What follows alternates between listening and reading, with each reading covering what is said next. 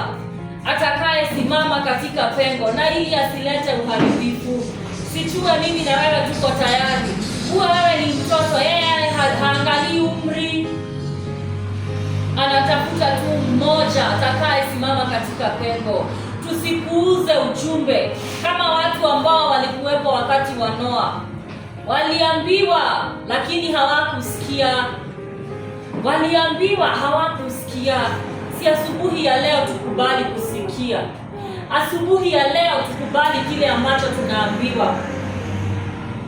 Asubuhi ya leo tukubali kusimama katika pengo. Hatutaki kuwaona wengine wakiangamia.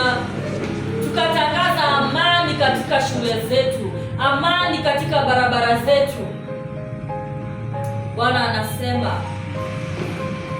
ya kuwa tukiziacha hizo njia mbaya, basi yeye atasikia toka mbinguni, atatusamehe dhambi zetu na hata nchi yetu ataiponya. Mstari wa 15 inasemaje?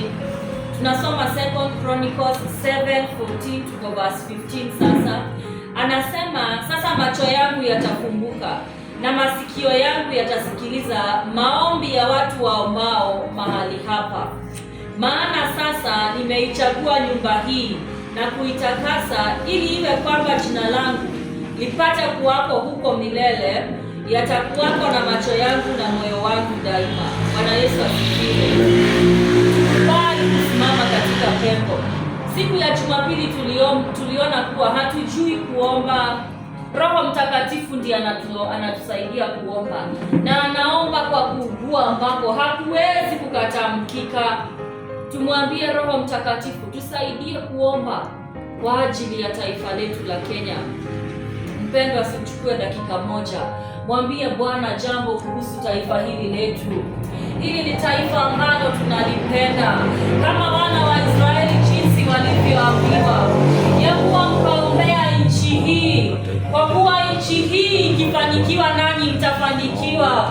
Taifa letu likikosa amani, hata na sisi hatutakuwa na amani. Tunakuomba ewe Bwana asubuhi hii njema.